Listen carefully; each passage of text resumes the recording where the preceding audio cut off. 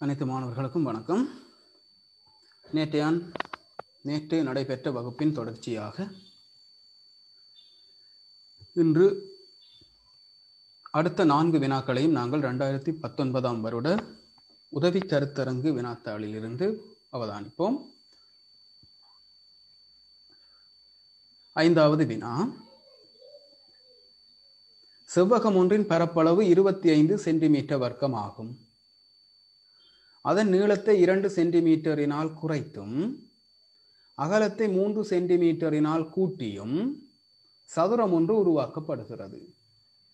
சதுரத்தின் ஒரு பக்க நீளம் x எனக் கொண்டு x-னாலான இருபடி சமன்பாடு ஒன்றை உருவாக்கி அதனை தீர்ப்பதன் மூலம் சதுரத்தின் பரப்பளவை கிட்டிய முழு எண்ணில் காண்க.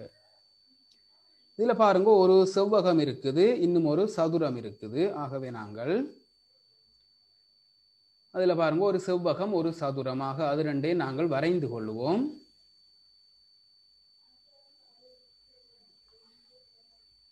இவ்வாறாக ஒரு செவ்வகம் ஒரு சதுரத்தை நாங்கள் வரைந்து கொள்வோம்.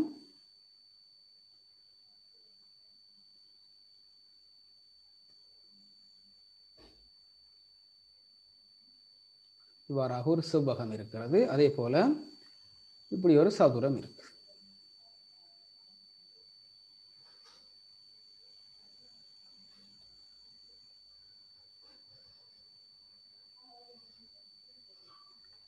இதுல சொல்லப்பட்டிருக்கு பாருங்க, செவ்வகம் ஒன்றின் பரப்பளவு 25 சென்டிமீட்டர் வர்க்கம். இந்த செவ்வகத்தின் பரப்பளவு தரப்பட்டிருக்குது, அது 25 சென்டிமீட்டர் வர்க்கம். இப்ப அதன் நீளத்தை 2 சென்டிமீட்டரினால் குறைத்தும் அகலத்தை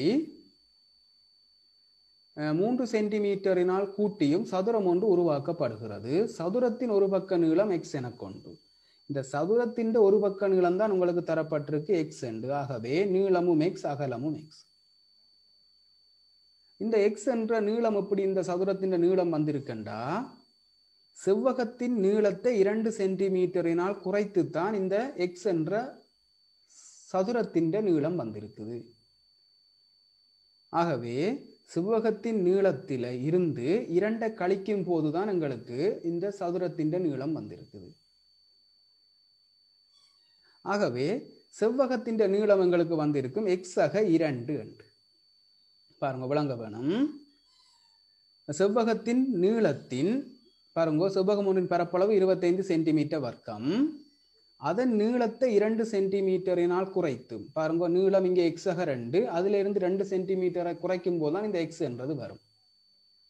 அகலத்தை 3 சென்டிமீட்டரினால் கூட்டியும், இந்த செவ்வகத்தின் அகலத்தோட 3 சென்டிமீட்டரை கூட்டும் போதுதான் இந்த x என்றது வருகிறது. ஆகவே செவ்வகத்தின் அகலம் எங்களுக்கு இருக்க வேணும் x-3 என்று.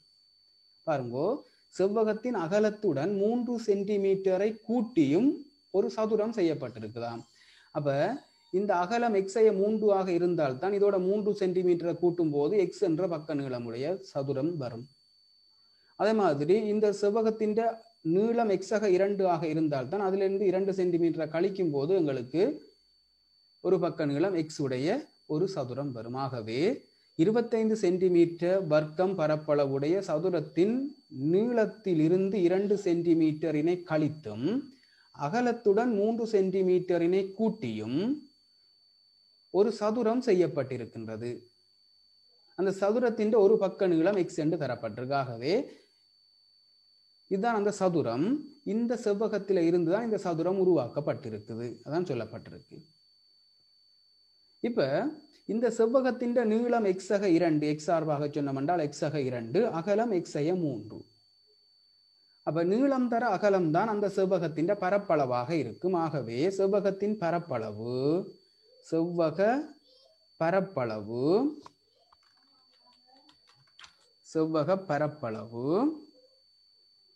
அது பாருங்க, நீளம் தர அகலம். அப்ப இதுல நீளம் என்றது பாருங்க x-2, அகலம் என்றது x-3. அப்ப இதுதான் பாருங்க எங்களுக்கு தரப்பட்டிருக்குது 25 சென்டிமீட்டர் வர்க்கம். இப்ப இதை அடைப்பு நீக்கி சுருக்குங்க. பாருங்க, x-2 எக்ஸைய மூன்றையும் அடைப்பு நீக்கிறதுண்டா ஈருறுப்பு கோவைகளின் விரிவு. எக்ஸால எக்ஸைய மூன்றை பெருக்க வேணும். ஆகவே எக்ஸ் அடைப்புக்குள்ளுக்கு எக்ஸைய மூன்று, பிறகு ரெண்டாலையும் எக்ஸைய மூன்றை பெருக்க வேணும். இப்போ எக்ஸால எக்ஸை பெருக்கினால் எக்ஸ் வர்க்கம் சய 3x, அடுத்தது சக 2x சய ஈர் 3 6. அப்புறம் எக்ஸ் வர்க்கம் சய எக்ஸ் சய 6 என்று வருகிறது. ஆகவே இது எக்ஸ் வர்க்கம் சய எக்ஸ் சய 6 சமன் 25. இப்போ இந்த 25 சமனுக்கு இடது பக்கம் கொண்டு வரலாம். அப்படி கொண்டு வரும்போது இது எக்ஸ் வர்க்கம் சய எக்ஸ் சய 6ல இருந்து 25 கழிக்க வேணும். அது சமன் 0. இப்ப பாருங்க, இது எக்ஸ் வர்க்கம் சய எக்ஸ் சய 6 சய 25 என்றால் அது சய 31 சமன் 0 என்று வரும். இதுதான் இருபடி சமன்பாடு. இருபடி சமன்பாடு ஒன்றை உருவாக்கி, அப்ப இருபடி சமன்பாட்டை உருவாக்கிட்டோம். இப்ப அதனை தீர்ப்பதன் மூலம் சதுரத்தின் பரப்பளவை கிட்டிய முழு எண்ணில காண சொன்னா, முதலாவது நாங்கள் இதை தீர்க்கிறண்டா பாருங்கோ, தீர்த்து எக்ஸை காண வேணும். அப்ப இதை தீர்ப்போம் பாருங்கோ. இது எக்ஸ் வர்க்கம் சய எக்ஸ் சய 31 சமன் 0. நிச்சயமா காரணி வராதிங்க. நிறைவர்க்கமாக்கல் மூலம் தீர்க்கலாம். அப்படி இல்லை என்றால் நாங்கள் சூத்திரத்தில் பிரதியிடலாம். இதுல நடு உறுப்பு, அதாவது இந்த எக்ஸின் குணகம் 1. அப்ப எக்ஸின் குணகம் இரட்டை எண்ணாக இருந்தால் நாங்கள் நிறைவர்க்கமாக்கல் மூலம் செய்கிறது இலகுவானது. இது நிறைவர்க்கமாக்கல் மூலம் செய்யலாம், பிரச்சனை இல்லை, செய்ய முடியும். ஆனா பாருங்க, எக்ஸின் குணகம் ஒற்றை எண்ணாக இருந்தால் நாங்கள் நிறைவர்க்கத்தில் செய்யாமல் சூத்திரத்தில் பிரதியிட்டு செய்கிறது இலகுவானதாக இருக்கும். அப்ப இதுக்கு சூத்திரத்தை நாங்கள் எழுதினோம்டா பாருங்கோ. இப்ப ஏ எக்ஸ் வர்க்கம் சக பி எக்ஸ் சக சி சமன் 0. இதுதான் பாருங்க இருபடி சமன்பாடு. இதுல எக்ஸ் வர்க்கத்தின் குணகம் ஏ என்றது பாருங்க இங்க 1. ஆகவே ஏ சமன் 1. பி என்றது பாருங்க இங்க சய 1. ஆகவே பி சமன் சய 1. சி என்றது கடைசி உறுப்பு, அது சய 31. இப்ப சமன்பாட்டை எழுதி கொள்வோம் சூத்திரத்தை. அதாவது எக்ஸ் சமன் சய பி பிளஸ் ஓ மைனஸ் வர்க்க மூலத்துக்குள்ளுக்கு பி வர்க்கம் சய 4 ஏசி முழுவதின் கீழ் 2a. இதான் பாருங்க சூத்திரம். இதுல பிரதியிட்டமண்டா சரி பாருங்க. அப்ப சய பிக்கு பதிலாக சய 1 பிளஸ் ஓ மைனஸ் வர்க்க மூலம் பி வர்க்கம் அண்டா பாருங்க சய 1 வர்க்கம் சய 4 ஏக்கு பதிலாக 1 சிக்கு பதிலாக சய 31 முழுவதின் கீழ் 2 தர 1. இப்ப பாருங்க, இந்த மறையையும் இந்த மறையையும் பெருக்கும் போது எங்களுக்கு நேர் வரும். ஆகவே இந்த இடத்துல நேர் 1 பிளஸ் ஓ மைனஸ் இது வர்க்க மூலம் மறை 1 வர்க்கம் அண்டா அதிண்ட பெருமானமும் நேர் 1. அடுத்தது பாருங்க, இந்த மறை 4ஐயும் இந்த மறை 31ஐயும் பெருக்கி விட்டோம்னா அடையாளம் பாருங்க நேரில வரும். ஆகவே இந்த இடத்துல சக இவ்வளத்தையும் பெருக்கி விடுவோம். 4ஆல 1 பெருக்கினா 4, அதோட 31 பெருக்கி விட்டா 4ஆல 31 பெருக்கினா பாருங்க 1 4 3 12 முழுவதின் 2 தர 1 என்றால் 2. அப்ப இதுல பாருங்க 1 பிளஸ் ஓ மைனஸ் இது பாருங்க வர்க்க மூலத்துக்குள்ள 125 முழுவதின் கீழ் 2. இப்ப எக்ஸ் சமன் இது 1 பிளஸ் ஓ மைனஸ் இந்த 125 என்றதை நாங்கள் போடலாம் பாருங்க 25 தர 5 என்று போடலாம். இந்த 25 வர்க்க மூலத்துக்கு வெளியில வந்தா 5 வர்க்க மூலம் 5 என்று வரும். ஆகவே இந்த இடத்துல 5 வர்க்க மூலம் 5 முழுவதின் கீழ் 2.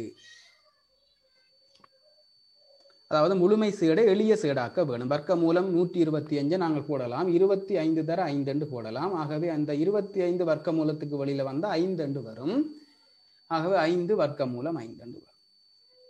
இப்ப எக்ஸுக்கு 2 தீர்வுகள் வரும் பாருங்க. அப்ப சகவோடு எடுத்தமென்றால் 1 சக 5 வர்க்க மூலம் 5 கீழ் 2 அல்லது எக்ஸ் சமன் 1 சய 5 வர்க்க மூலம் 5 கீழ் 2. இப்ப இதுல பாருங்க 1 சக 5 தர வர்க்க மூலம் 5 பெருமானம் இங்க தரப்பட்டிருக்கு பாருங்க 2.24 என்று. அதை கொண்டு வந்து இங்க பிரதி எடுங்கோ 2.24 முழுவதின் கீழ் 2. இப்போ இதில் 1 சக 2.2 5ஆல் பெருக்க வேணும். ஆகவே 5 20, 2 மிகுதி, 2 10 12, 1 மிகுதி, 2 10 11. அதை நாங்கள் 2ஆல் பிரிக்க வேணும். அப்போ இதில் பாருங்கோ, 1ஓட 11.2 கூட்டினோம் என்றால் அது 12.20, அதன் கீழ் 2. இதை 2ஆல் பிரித்து விட்டால் இது 6.10 என்று வரும். என்றால் அது 6.1, x = 6.1. இதையே பாருங்க, இதில் நாங்கள் பிரதியிடும் போது 1 சய இந்த 5 வர்க்கமூலம் 5க்கு நாங்கள் நேரடியாக பிரதியிடலாம் 11.20. நாங்கள் ஏற்கனவே கண்டு வச்சிருக்கிறதால அதை நேரடியாக இங்கே 11.20 என்று போடுங்க. கீழே 2. 1ல் இருந்து 11.20 கழிச்சு விட்டால் சய 10.20, அதன் கீழ் 2. அதை நாங்கள் இப்ப 2ஆல் பிரிச்சு விட்டோம்டா பாருங்கோ, சய 5.10 என்று வரும். ஆகவே இது சய 5.1. இங்க x என்றது இந்த சதுரத்தின் ஒரு பக்க நீளம். x என்றது சதுரத்தின் ஒரு பக்க நீளம். அது நிச்சயமாக மறைப்பெருமானமாக வர இயலாது. ஆகவே இந்த பெருமானம் பொருந்தாது. ஆகவே மறைப்பெருமானமாக சதுரத்தின் பக்க நீளம் அமையாது. ஆகவே இந்த பெருமானம் மறை 5.1 என்ற பெருமானம் பொருந்தாது. ஆகவே எக்ஸுக்கு பொருந்தக்கூடிய பெருமானம் x = 6.1 சென்டிமீட்டர் ஆகும். உங்களை என்ன கேட்டிருக்கண்டா பாருங்க, அதுல சதுரத்தின் பரப்பளவை கிட்டிய முழு எண்ணில் காண்க. அப்ப சதுரத்தின் பரப்பளவு கண்டா ஒரு பக்க நீளம் கண்டுட்டோம் 6.1. ஆகவே சதுரத்தின் பரப்பளவு காண்றதுக்கு நீளத்தை அகலத்தால பெருக்க வேணும். ஆகவே சதுரத்தின் பரப்பளவு காண்றதுக்கு பாருங்கோ, சதுரத்தின் நீளத்தை சதுரத்தின் அகலத்தால பெருக்க வேணும். ஆகவே இதில் நாங்கள் போடலாம் இப்ப சதுரத்தின் பரப்பளவு அப்படின்னா சதுரத்தின் நீளம் 6.1, அதின் அகலமும் 6.1.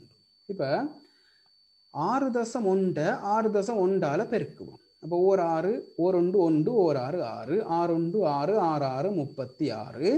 இது 1 6 6 12, 1 மிகுதி. ஆகவே இங்க 37. அப்போ 37.21 என்று வருது விட அது 37.21 சென்டிமீட்டர் வர்க்கம். கிட்டிய முழு எண்ணுக்கு கேட்டபடியா 37.21 கிட்டிய முழு எண்ணுக்கு மட்டும் தட்டினால் அது 37 என்று வரும். ஆகவே சதுரத்தின் பரப்பளவு 37 சென்டிமீட்டர் வர்க்கம் என்று வருது. அடுத்த கேள்வியை பார்ப்போம். நீளம் 4a அலகுகளும் அகலம் உயரம் என்பன a அலகாகவும் கொண்ட கனவுரு வடிவ உலோக திண்மங்கள் 3 உருக்கப்பட்டு 6 a-கள் 2 அலகாக கொண்ட திண்ம கோளங்கள் செய்யப்பட்டுள்ளன. அவ்வாறு செய்யத்தக்க கோளங்களின் உச்ச எண்ணிக்கையை காண்க. அப்ப இதுல பாருங்க பிள்ளைகள், அந்த 3 கன உருக்களின் கனவளவும் 3 கன உருக்களின்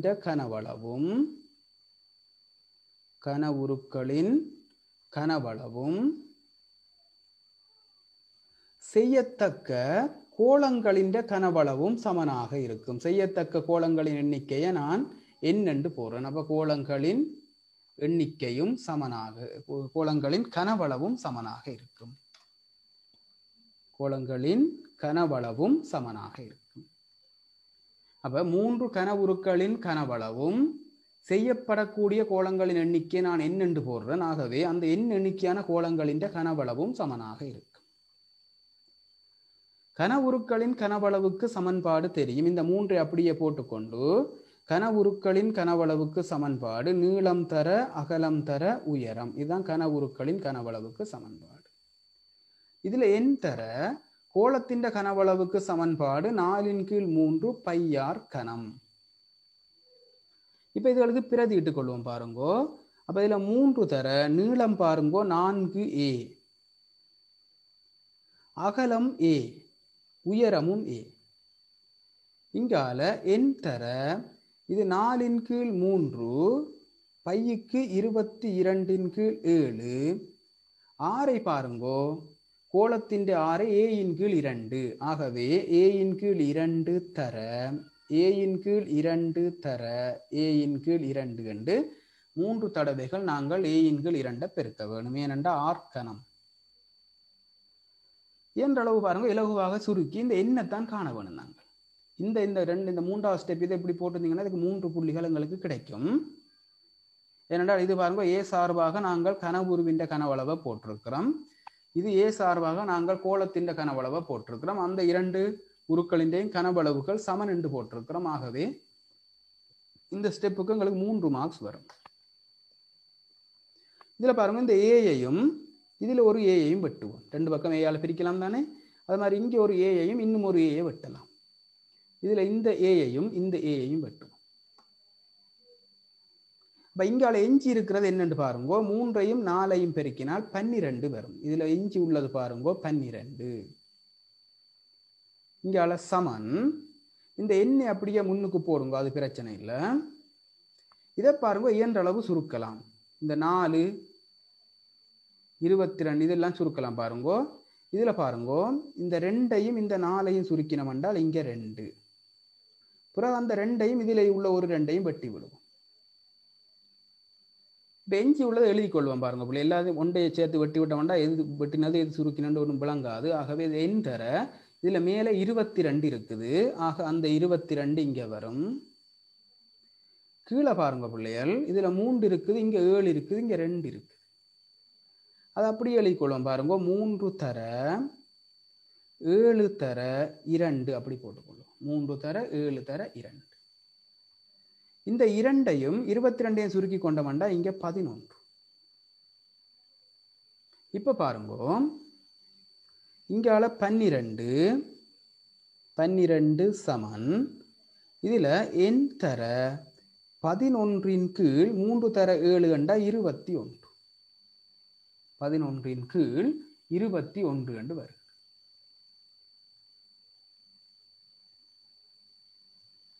இப்ப பாருங்க எண் தானே காண வேணும். நாங்கள் காண வேண்டியது எண். ஆக இந்த 21 சமனுக்கு இங்கால வந்து பெருக்கப்படும். ஆகவே அது 12 தர 21 கீழ் இந்த 11 வந்து பிரிக்கப்படும். அதுதான் எண். இந்த 12 21ஆல பெருக்கி விடுவோம். 12 12 1 மிகுதி 12 24 ஒன்றும் 23.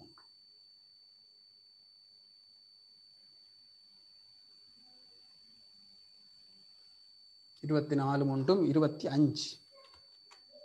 24 ஒன்றும் 25. ஆகவே இது 252 கீழ் 11 என்று வருகிறது. 252 கீழ் 11 சமன் எண். இதுல இருந்து பாருங்க பிள்ளைகள் இப்ப எண் சமன் 252 11ஆல பிரிக்க வேணும். அப்ப 252 11ஆல பிரிப்போம் பாருங்க. 252 11ஆல பிரியுங்க. அப்ப இதுல 11 22 மிகுதி பாருங்க 3. 32க்குள்ளையும் 2 தான் வரும் 11. ஆகவே 22 மிகுதி 10. இங்க தசம் போட்டீங்கன்னா இங்க 0 100க்குள்ள 11 99 9 முறை வரும். ஆகவே இதுல 1 மிகுதி. அப்ப அவ்வளவு எங்களுக்கு போதும். அப்ப இதுல பாருங்க எண் சமன் 22.9 என்று வருகிறது. அப்ப இதுல எத்தனை கோலங்கள் செய்யலாம் என்று பார்த்தா 22.9 கோலங்கள் என்று வருகிறது.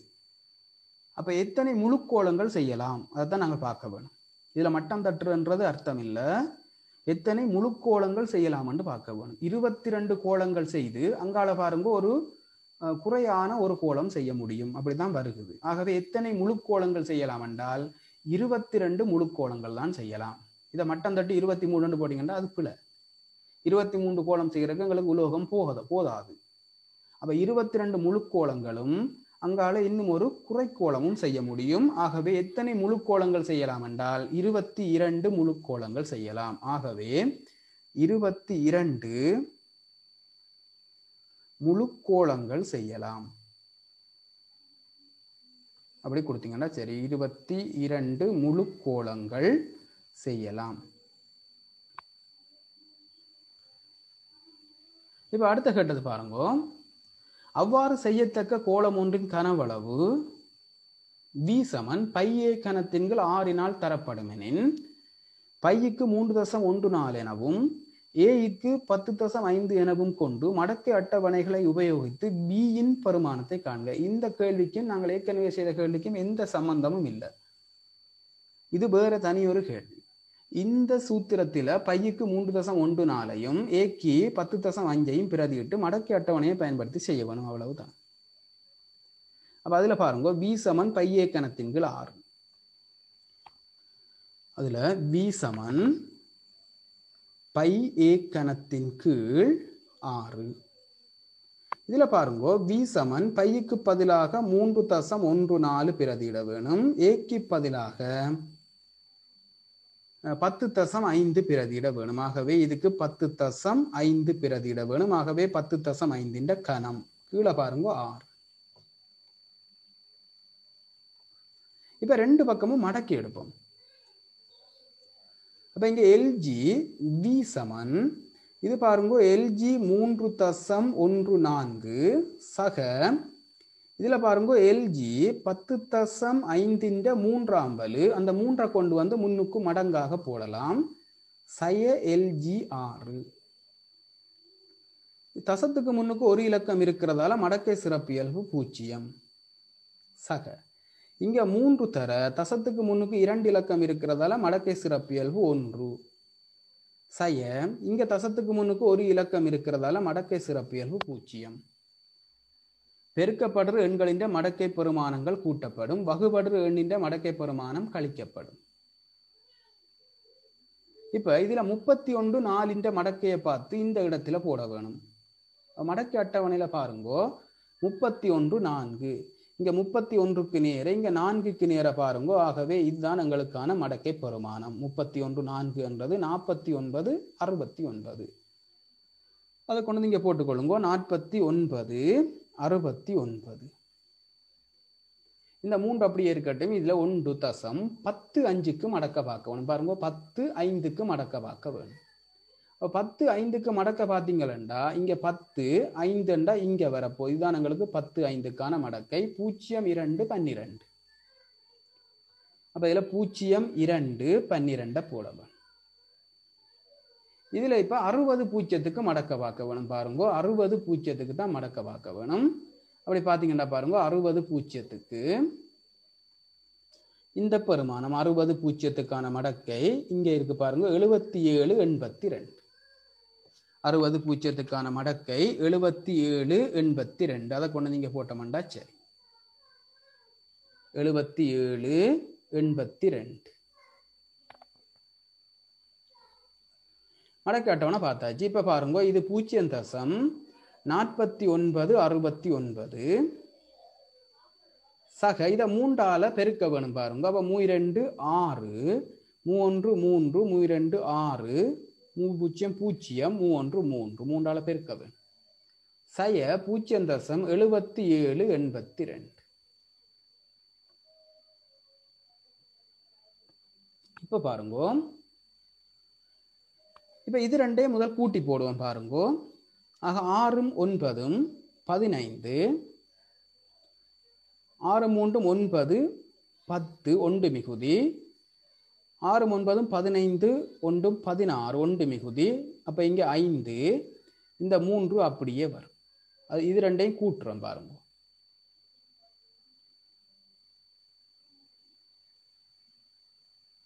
அதுல இருந்து இந்த 0.77 82 நாங்கள் கழிக்க வேணும். அதை கழிச்சே போடுவோம் பாருங்க. 5ல 2 கழிச்சோம்டா 3. இதுல 10ல 8 கழிச்சோம்டா பாருங்க 2. இதுல 5 15ல 7 கழிச்சோம்டா 8. இதுல 4 14ல 7 கழிச்சோம்டா 7. இதுல பாருங்க 2 இருக்குது. ஆகவே இங்க 2. அப்ப இதுல எல்ஜி வி. ஆகவே v சமன் மடக்கை விட்டம் என்றால் இங்கால முரண் மடக்கை வர வேணும். ஆகவே இங்க அன்றிலோ 2.78 23 78 23. இப்ப பாருங்க இதுல மடக்கை சிறப்பியல்பு 2. ஆகவே இங்கே நாங்கள் போட வேணும். இப்போ தர 10ன் 2ஆம் வலு அப்படி போட்டு 78 23 அட்டவணையில் எங்கே இருக்குன்னு மடக்கை அட்டவணையில் தேட வேணும். 78 23. அப்போ இதில் பாருங்க 78 23 எங்கே இருக்குன்னு தேடுவோம். 78 23 தேவை. அதில் பாருங்க 78 23 இருக்குதாண்டு பாருங்க. 78 23 இல்லை, அதிலும் குறைஞ்சது 78 18 இருக்கு. அப்போ 78 18 நாங்கள் 78 23 இருந்து கழிச்சோம்டா இன்னும் 5 தேவை. இடை வித்தியாசத்தில் பாருங்க 5 இருக்குதாண்டு, இங்கே 5 இருக்குது, 7ல் 5 இருக்கு. ஆகவே எங்களுக்கு விடையாக வரப்போறது பாருங்க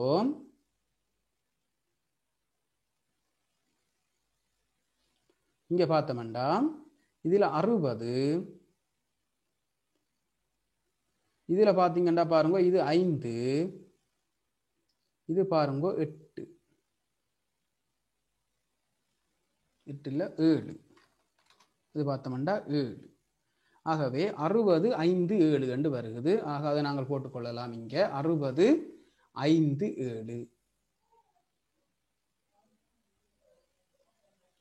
இதை இங்கே கொண்டு வந்து போடுவோம் பாருங்க 60 5 7. ஆகவே 6.057 வர வேணும். எனது விஞ்ஞான முறை குறிப்பீடு தசத்துக்கு முன்னுக்கு ஒரு இலக்கம் வர வேணும். ஆகவே 6.057 வர வேணும். ஆகவே இதுல 10ன் 2ஆம் வலு என்றது பாருங்க 100. 100ஆல இதை பெருக்கினோம்டா தசம் 2 தானம் வலது பக்கம் நகர வேணும். ஆகவே v சமன் 605.7 சென்டிமீட்டர் கனம் அப்படி வரப்போகுது. 605.7 சென்டிமீட்டர் கனம் என்று வரப்போகுது. சென்டிமீட்டர் கனம் போடாட்டியும் பரவாயில்லை, இங்கே அழகு அப்படி தந்தில்லை. ஆகவே நாங்கள் 605.7 என்று போட்டோம்டா சரி. அவ்வளவுதான் அதுக்கான விடையாக இருக்கும்.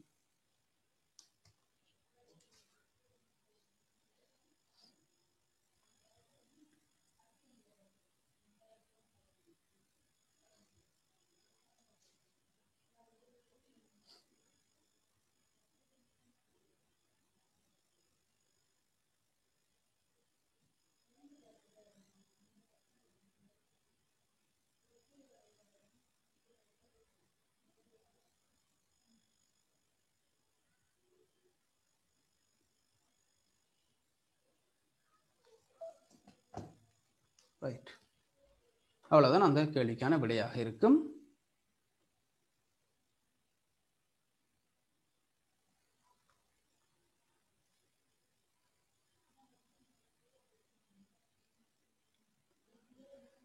இப்ப பாருங்க பிள்ளைகள், அடுத்த கேள்வியை பார்ப்போம்.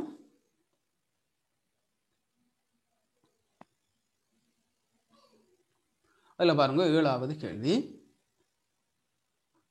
அதுல ஏற்பாடு எண்ணாம் உறுப்பு tn சமன் 3/2 எண்ணினால் தரப்படும் கூட்டல் விருத்தி ஒன்றின் பொது வித்தியாசத்தை காண்க. அதுல பொது உறுப்பு உங்களுக்கு தரப்பட்டிருக்கு. எண்ணாம் உறுப்பு என்றது பொது உறுப்பு. ஆகவே அதை நாங்கள் எழுதி கொள்வோம். பாருங்க ஏற்பாட்டுக்கு tn சமன் 3/2 என்று தரப்பட்டிருக்கு. ஆகவே இதுல 3/2 பொது வித்தியாசம் காண சொன்னா எங்களுக்கு முதலாம் உறுப்பு தெரிய வேணும், 2ஆம் உறுப்பு தெரிய வேணும். அல்லது அடுத்து வார ஏதாவது 2 உறுப்புகள் தெரிஞ்சா பின்னைய உறுப்பில இருந்து முன்னைய உறுப்பை கழிச்சு விட்டோம்னா பொது வித்தியாசம் கிடைக்கும். அப்ப இதுல பாருங்க எண்ணுக்கு பதிலாக நாங்கள் 1 போட்டோம்னா முதலாம் உறுப்பு வரும். ஆகவே இதுல t1 சமன் 3/2 தர 1. ஆகவே 3ல் இருந்து 2 கழிக்க வேணும். ஆகவே முதலாம் உறுப்பு 1. எண்ணுக்கு 2 போட்டீங்கள் என்றால் 2ஆம் உறுப்பு வரும். ஆகவே t2 சமன் 3/2 தர 2. அப்ப 3/4 என்று வரும். ஆகவே அது -1. இப்ப பொது வித்தியாசம் என்றா பொது வித்தியாசம் அதை d என்று சொல்லுவோம். அது பாருங்கோ 2ஆம் உறுப்பில இருந்து முதலாம் உறுப்பை கழிக்கவும். 2ஆம் உறுப்பு -1, அதுல இருந்து முதலாம் உறுப்பு 1 கழிக்க வேணும். ஆகவே பொது வித்தியாசம் -2. அவ்வளவுதான் கேட்டது முதலாவது ஏ பார்ட் கேள்வி. பொது வித்தியாசம் -2. அடுத்த பி பார்ட் ரூபாய் 5000 பெறுமதியான விளையாட்டு உபகரணம் ஒன்றை வாங்குவதற்காக பணத்தை சேமிக்கும் விதம் கீழே தரப்பட்டுள்ளது. முதலாம் மாதம் 5, இரண்டாம் மாதம் 10, மூன்றாம் மாதம் 20 என்றவாறு பணத்தை சேமிக்கிறான். முதலாம், இரண்டாம், மூன்றாம் மாதங்களில் சேகரித்த தொகைகளை ஒழுங்கு வரிசையில் எழுதும் போது அது ஒரு பெருக்கல் விருத்தியில் அமையும் என காட்டுக. அப்ப அது பாருங்கோ பி பாட்டுக்கு. அதுல பாருங்க, முதலாம் மாதம் சேர்க்கிற பணம் பார்த்தீங்கன்னா 5 ரூபாய், இரண்டாம் மாதம் சேர்க்கிற பணம் 10 ரூபாய், மூன்றாம் மாதம் சேர்க்கிற பணம் 20 ரூபாய். அப்படித்தான் அந்த பணத்தை சேகரிக்கிறான். இங்க தரப்பட்டிருக்கு. இது ஒரு பெருக்கல் விருத்தி என்று காட்டட்டுமா? உண்மையில பெருக்கல் விருத்தி தான் பார்க்க விளங்குது. ஆகவே இது எப்படி பெருக்கல் விருத்தி என்று காட்டுறதுண்டா, பொது விகிதம் இருக்குது என்று காட்டினோம் என்றால் அது பெருக்கல் விருத்தி. அப்ப இதுல பாருங்க, முதலாவது நாங்கள் சொல்ல வேணும் R1 முதலாவது விகிதம், இரண்டாம் உறுப்பை முதலாம் உறுப்பால வகுக்க வேணும், அது சமன் 2. R2 இரண்டாவது விகிதம், மூன்றாம் உறுப்பை இரண்டாம் உறுப்பால வகுக்க வேணும், ஆகவே அதுக்கும் 2. இதுல 3 உறுப்பு தான் தரப்பட்டிருக்குது. ஆகவே எங்களுக்கு 2 விகிதங்கள் தான் காண முடியும். இரண்டாம் உறுப்பை முதலாம் உறுப்பால வகுத்து ஒரு விகிதம் காணலாம், மூன்றாம் உறுப்பை இரண்டாம் உறுப்பால வகுத்து இன்னொரு விகிதம் காணலாம். இதுல 4ஆம் உறுப்பும் தரப்பட்டிருந்தா நாங்கள் மேலும் ஒரு விகிதத்தை காண முடியும். ஏனென்றால் 4ஆம் உறுப்பை 3ஆம் உறுப்பால வகுத்தும் ஒரு விகிதத்தை காண வேணும் கட்டாயம். அப்ப இதுல காணக்கூடியது எங்களுக்கு 2 விகிதங்கள் தான் காணலாம். அப்ப இந்த 2 விகிதங்களும் பாருங்க சமனாக இருக்குது. அப்ப 2 விகிதங்களும் சமன் என்றா நாங்கள் சொல்றது, ஆகவே பொது விகிதம், இதை சொல்றது பொது விகிதம் என்று சொல்லுவோம். பொது வித்தியாசம் என்றது கூட்டல் விருத்தியில வாரது, பொது விகிதம் என்றது பெருக்கல் விருத்தியில வாரது. ஆகவே பொது விகிதம் 2. ஆகவே இது பெருக்கல் விருத்தி. இப்படித்தான் இதை நாங்கள் பெருக்கல் விருத்தி என்று காட்ட வேணும். இது பெருக்கல் விருத்தி, பெருக்கல் விருத்தி என்று காட்டினோம்னா சரி. அது முதலாவது கேள்விக்கானது. இப்ப அதுல 2வது கேட்கப்பட்டிருக்கு பாருங்க.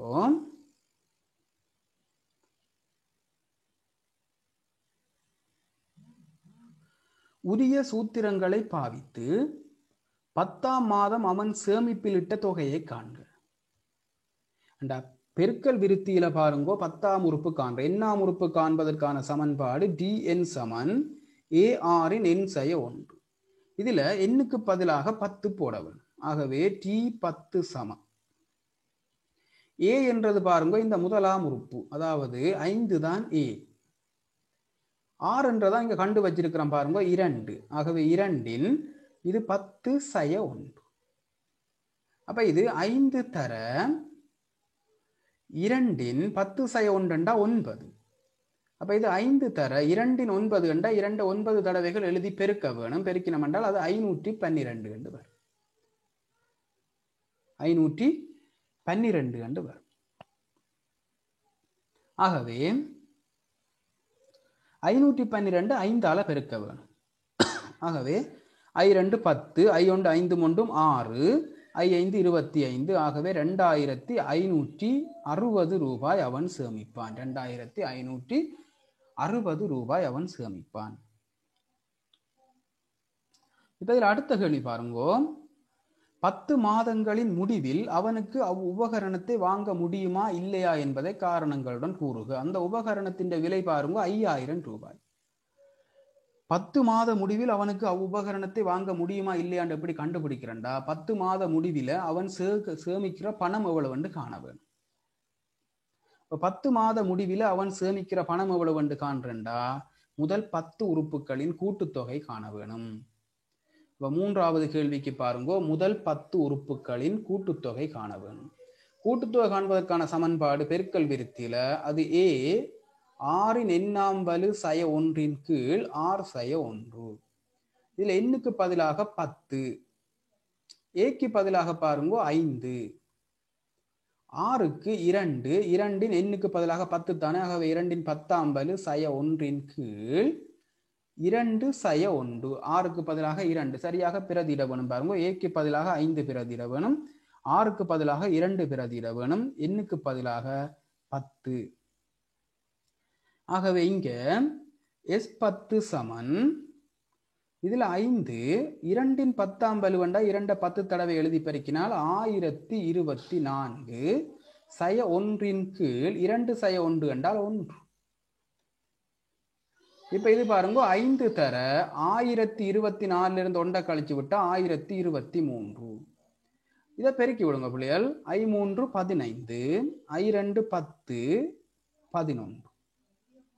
I3 15 1 மிகுதி, I2 10 11 1 மிகுதி, 5 தர 0 0 அப்போ 1 இங்கே வரும், I1 5. 5115 ரூபாய் அவனால் 10வது மாத இறுதியில் சேமிக்க முடியும்.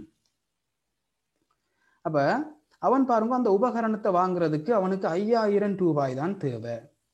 அவனுக்கு 10 மாத இறுதியில் 5115 ரூபாய் சேமிக்க முடியுது.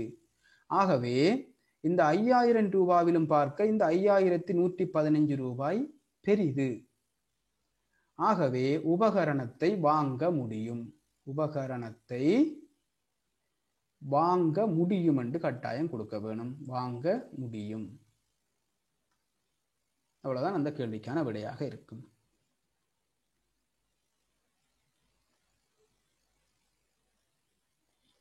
இதில் 8வது வினா.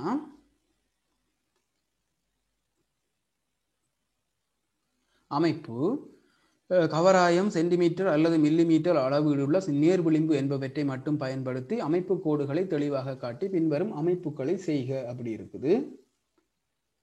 அதில் AB 6 சென்டிமீட்டர், BAD 60 பாகை ஆகுமாறு சாய் சதுரம் ABCDயை அமைக்க.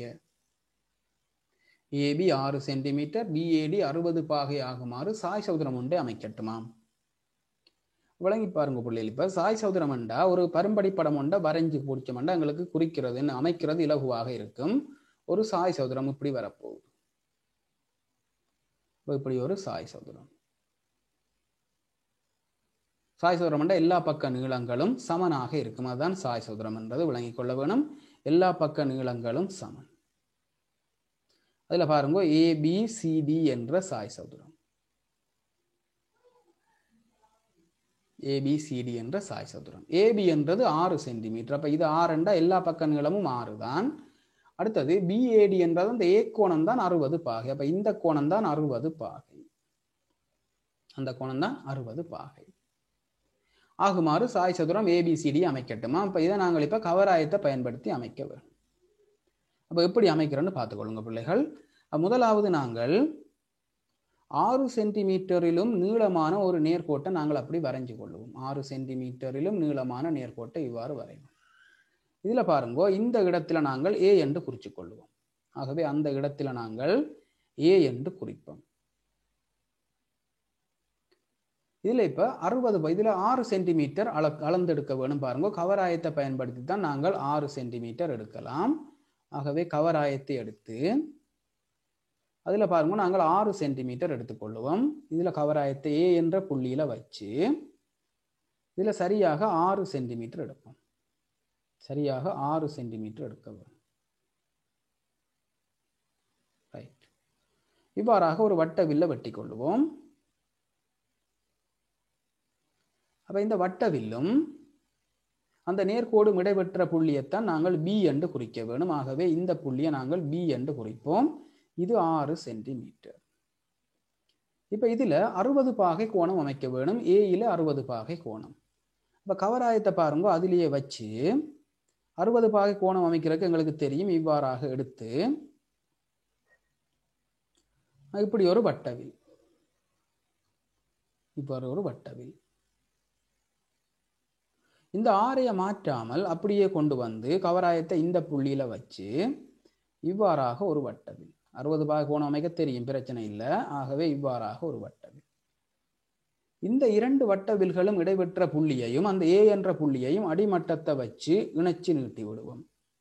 ஆகவே அடிமட்டத்தை வச்சு இப்படி இணைச்சு நீட்டி விட்டோம்டா இதுதான் பாருங்க 60 பாகையாக இருக்கு. இப்ப மிகுதி எல்லாம் பாருங்கோ, இது ஒரு சாய் சதுரம் என்று சொல்லப்பட்டதால ஏயிலிருந்து டிக்கான தூரமும் 6 சென்டிமீட்டர், அதே மாதிரி பியில இருந்து சிக்கான தூரமும் 6 சென்டிமீட்டர், டியில இருந்து சிக்கான தூரமும் 6 சென்டிமீட்டர். அதை பயன்படுத்தி இப்ப அமைக்க வேணும். பாருங்கோ, இப்ப இந்த கவராயத்தை கொண்டு வந்து இந்த ஏ என்ற புள்ளியில வைப்போம். இதுல சரியாக 6 சென்டிமீட்டர் எடுக்க வேணும். சரியாக 6 சென்டிமீட்டர் எடுத்து இவ்வாறாக ஒரு வட்டவில் அப்போ அந்த புள்ளியைத்தான் நாங்கள் சொல்லுவோம் அது டி என்ற புள்ளி. ஆகவே இந்த புள்ளிக்கு நாங்கள் டி என்று பெயரிடலாம். பிறகு பாருங்கோ, டியில இருந்து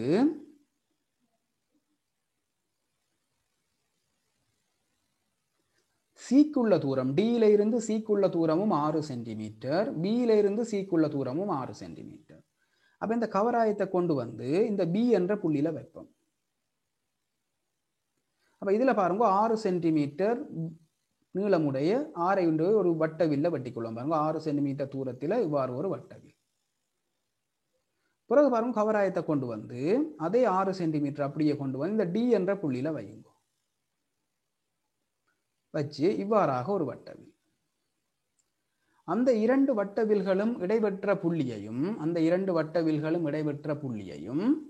அந்த டி என்ற புள்ளியையும் அடிமட்டத்தை வச்சு இணைச்சு நீட்டுங்கோ. அதே மாதிரி பி என்ற புள்ளியையும் இணைச்சு விடுங்க. இந்த டி என்ற புள்ளியையும் இதையும் இணைச்சு விடுவோம். அதே மாதிரி பி என்ற புள்ளியையும் இந்த புள்ளியையும் இணைச்சு விடுவோம். அவ்வளவுதான் சாய் சதுரம். ஆகவே இது ரெண்டும் சந்திக்கிற புள்ளியைத்தான் நாங்கள் சொல்லுவோம் சி என்ற புள்ளி. ஆகவே அந்த புள்ளியை நாங்கள் சி என்று பெயரிட்டுக் கொள்வோம். ஆகவே இந்த புள்ளி தான் சி என்ற புள்ளி. அப்ப நாங்கள் சாய் சதுரம் அமைச்சிட்டோம். இப்ப அடுத்தது பாருங்க என்ன கேட்டதுண்டா, பக்கம் டிசியை சியில் தொடுவதும் பியிற்கூடாக செல்வதுமான வட்டத்தை அமைக்க. டிசியை சியில் தொடுவதும் பாருங்கோ, இந்த டிசியை சியில தொட வேணுமெண்டா நான் உடனே எழுத வேணும். பாருங்கோ, டிசியை சியில தொட வேணுமெண்டா டிசி என்றது தொடலி, டிசி என்றது தொடலி. சியில தொட வேணுமெண்டபடியா சி என்றது தொடு புள்ளி, சி என்றது தொடு புள்ளி. ஆகவே தொடலிக்கு தொடு புள்ளியில நாங்கள் ஒரு செங்குத்து வரைஞ்சு விட்டோம் என்றால் அது மையத்தினூடாக செல்லும். இப்படி அமைப்பு அடிக்கடி வாரது. ஆகவே நாங்கள் என்ன செய்ய வேணுமெண்டா இந்த சியில இந்த டிசிக்கு ஒரு செங்குத்து வரைஞ்சு விட்டோம் என்றால் அது அந்த வட்டத்தின் மையத்தினூடாக செல்லும். வட்டத்தின் மையத்தையும் ஆரையும் கண்டதான் வட்டம் வரையலாம். ஆகவே இந்த சியில பாருங்கோ டிசிக்கு செங்குத்து வரைய வேணும். அப்ப என்ன செய்ய வேணுமெண்டா பாருங்கோ, இந்த டிசியை பாருங்க இன்னும் கொஞ்சம் இணைச்சு நீட்டிக்கொள்ளும். என்ற செங்குத்து வரைய போறோம், அதுக்காக வேண்டி இந்த டிசி அப்படியே இணைச்சு நீட்டுறேன். இப்ப செங்குத்தண்டா பாருங்க 90 ரூபாய் அமைக்கிற அவ்வளவுதான். அந்த சி என்ற புள்ளியில கொண்டு வந்து கவராயத்தை வைப்போம். வச்சு இவ்வாறாக நாங்கள் ஒரு வட்டவில்ல வெட்டி கொள்ளுவோம். இவ்வாறாக ஒரு வட்டவில்ல வெட்டுவோம்.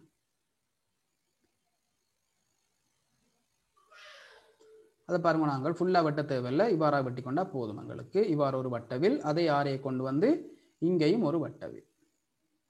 இப்ப கவராயத்தை கொண்டு வந்து இந்த வட்டவிலும் டிசியும் இடைவெற்ற புள்ளியில வச்சு இவ்வாறாக ஒரு வட்டவில். இந்த ஆரையை மாற்றாமல் இந்த வட்டவிலும் இந்த நேர்கோடும் இடைவெற்ற புள்ளி இதிலையும் வச்சு இவ்வாறாகவும் ஒரு வட்டவில். இப்ப அந்த இரண்டு வட்டவில்களும் இடைவெற்ற புள்ளியை அந்த சி என்ற புள்ளியோட இணைச்சு நீட்டி விடுங்கோ. அதுதான் எங்களுக்கு சியில இருந்து செங்குத்தாக இருக்கும். ஆகவே இவ்வாறாக இணைச்சு நீட்டி விடுவோம்.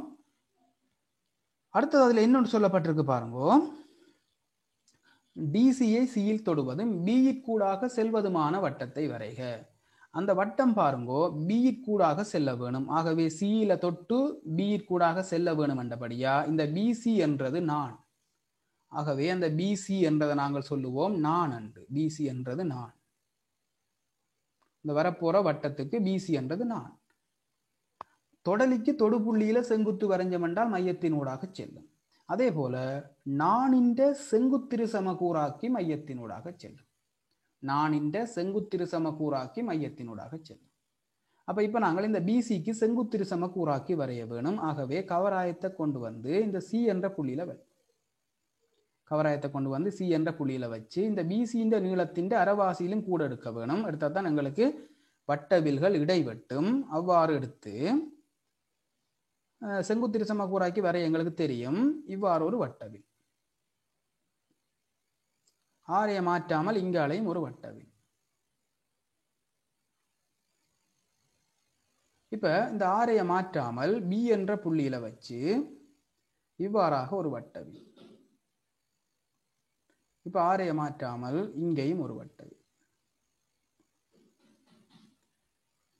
இப்போ அந்த இரண்டு வட்டவில்களும் இடைவெற்ற புள்ளியை அடிமட்டத்தை வச்சு சரியாக இணைச்சு விடுங்க. அவ்வாறு இணைச்சு கொள்ளுங்க. இப்போ அவதானிச்சு கொள்ளுங்க பிள்ளைகள். இந்த செங்குத்தும் இந்த செங்குத்திருசம கூறாக்கியும் சந்திக்கிற புள்ளி தான் நாங்கள் வரைய போற வட்டத்தின் மையம். ஆகவே இந்த புள்ளியைத்தான் நாங்கள் மையமாக எடுக்க வேணும். அதை ஓ என்று குறிச்சு கொள்ளுவோம். இப்ப கவராயத்தை கொண்டு வந்து இந்த ஓ என்ற புள்ளியில வைக்க வேணும். சரியாக ஓ என்ற புள்ளியில வையும். ஆரை ஏதென்று கேட்டா ஓசி தான் ஆரை. ஏன் டிசியை சியில தொட வேணும் என்று சொன்னதால ஓ என்றது மையம், சி என்றது வட்டத்தின் பரிதி புள்ளியாக இருக்கும். ஆகவே ஓசி தான் ஆரையாக இருக்கும். ஆகவே ஓசி தான் ஆரையாக இருக்கும். ஆகவே ஓவை மையமாகவும் இந்த ஓசியை ஆரையாக கொண்டு வட்டம் வரைஞ்சிங்களா அது டிசியை சியில தொட்டுக்கொண்டு இந்த பி கூடாக செல்லும். பி கூட செல்லுதாண்டு பார்த்து போட்டு வரையுங்கோ. வரைஞ்சிங்கன்னா சரி. இப்ப ஆக இவ்வாறு ஒரு வட்டவில் அது பாருங்கோ, டிசியை சியில தொடுகுது. அதே நேரம் இந்த பி என்ற புள்ளிக்கூடாக செல்லுது. ஆகவே இவ்வாறான ஒரு வட்டம் வரும். அவ்வளவுதான் கேட்டது. இப்ப சிபி சமன் 3 சென்டிமீட்டர் ஆகுமாறு நீட்டப்பட்ட டிசி மீது புள்ளி பியை குறித்து இந்த டிசியை நீட்டட்டுமாம். நீட்டி அதுல பாருங்கோ சிபி சமன் 3 சென்டிமீட்டர் ஆகுமாறு பி என்ற புள்ளியை குறிக்கட்டுமாம். அப்ப முதல்ல அதை செய்வோம் பாருங்கோ. அப்ப கவராயத்தை கொண்டு வந்து இந்த சி என்ற புள்ளியில வையுங்க. சி என்ற புள்ளியில கவராயத்தை வச்சு இதுல சரியாக நாங்கள் 3 சென்டிமீட்டர் எடுக்க வேணும். சரியாக 3 சென்டிமீட்டர் எடுப்போம். எடுத்து இவ்வாறாக ஒரு வட்டவில்லை வெட்டி கொள்வோம். பாருங்க 3 சென்டிமீட்டர் எடுத்து இவ்வாறாக ஒரு வட்டவில். ஆகவே அந்த வட்டவில் அந்த நீட்டப்பட்ட டிசிஏ வெற்ற புள்ளியைத்தான் நாங்கள் சொல்லுவோம் பி என்ற புள்ளி. ஆகவே இந்த புள்ளிக்கு நாங்கள் பி என்று பெயரிட்டு கொள்ளலாம். ஆக இந்த புள்ளியைத்தான் நாங்கள் பி என்று பெயரிடுவோம். பதில சொல்லப்பட்டிருக்கு பாருங்கோ. பியை குறித்து பியிலிருந்து வட்டத்திற்கு வரையத்தக்க மற்ற தொடலியை அமைத்து தொடுபுள்ளியை கியூ என குறிக்க. இந்த பியில இருந்து பாருங்க ஏற்கனவே வட்டத்துக்கு ஒரு தொடலி இருக்குது. பி என்ற புள்ளியில இருந்து வட்டத்துக்கு ஏற்கனவே ஒரு தொடலி இருக்குது. எந்த தொடலி என்றா பாருங்க இந்த பிசி என்ற தொடலி. இப்ப மற்ற தொடலி பாருங்க இந்த பக்கம் வரும். அது எப்படி அமைக்கிறதுண்டா கவராயத்தை கொண்டு வந்து இந்த பி என்ற புள்ளியில வையுங்க. கவராயத்தை கொண்டு வந்து பி என்ற புள்ளியில வச்சு 3 சென்டிமீட்டர் தானே. ஆகவே இது அப்படியே எடுத்து 3 சென்டிமீட்டர் தானே அப்படியே எடுத்து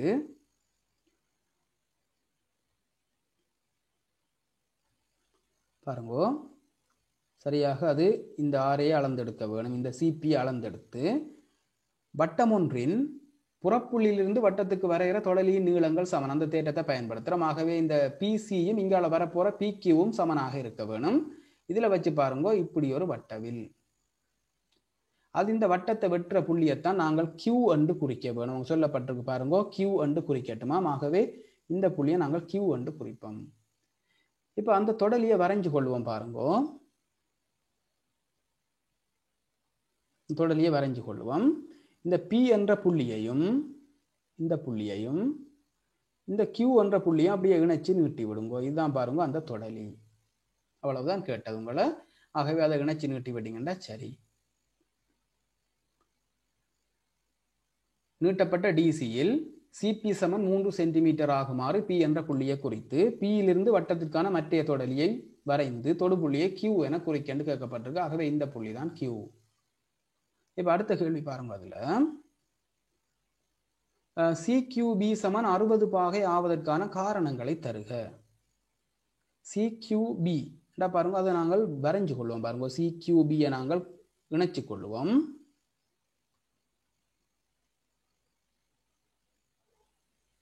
சிக்யூபி என்ற பாருங்க இதையும் இந்த கியூவையும் இந்த பியையும் இணைக்க வேணும். அதான் சிக்யூபி. சிக்யூபி என்ற கோணம் எதென்று கேட்டா பாருங்கோ இந்த கோணம் இது 60 பாகை என்று காட்டட்டுமா. நிறுவி காட்ட வேணும் பிள்ளைகள். அப்ப இதுல பாருங்கோ இந்த கோணம் 60 பாகை. இது அமைப்பு நாங்கள் அமைச்சோம். எனவே இந்த கோணமும் 60 பாகை வரும். ஏனென்றால் இணைகரம் இது ஒரு சாய் சதுரம் தானே, சாய் சதுரம் ஒரு இணைகரம் தான். ஆகவே சாய் சதுரத்தின் எதிர்ப்பக்கங்கள் எதிர்கோணங்கள் சமனாக இருக்கும். அப்ப இது 60 பாகை என்றால் இதுவும் 60 பாகை. காரணம் சாய் சதுரத்தின் எதிர்கோணங்கள் சமன். இப்ப இது 60 பாகை என்றால் இந்த கோணம் 60 பாகை.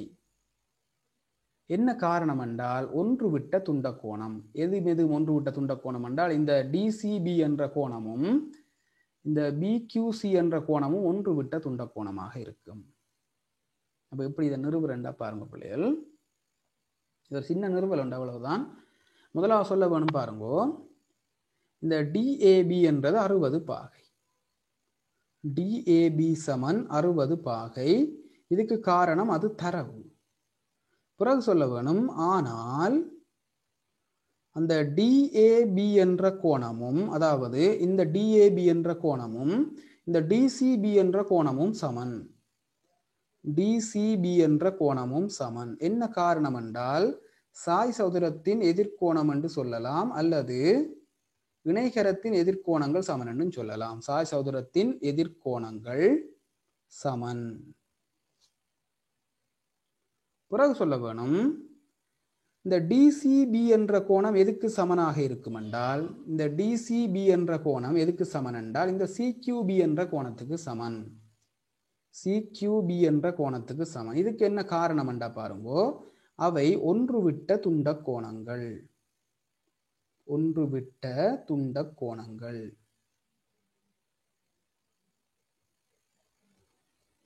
ஆகவே இதுல வரக்கூடிய முடிவு பாருங்கோ, இங்கேயும் டிசிபி, இதுலையும் பாருங்க டிசிபி. ஆகவே சமனான கணியங்களுக்கு சம கணியங்கள் சமனாக இருக்கும். ஆகவே அந்த டிஏபி என்ற கோணமும் சிக்யூபி என்ற கோணமும் சமன். ஆகவே சிக்யூபி சமன் டிஏபி ஆகும்.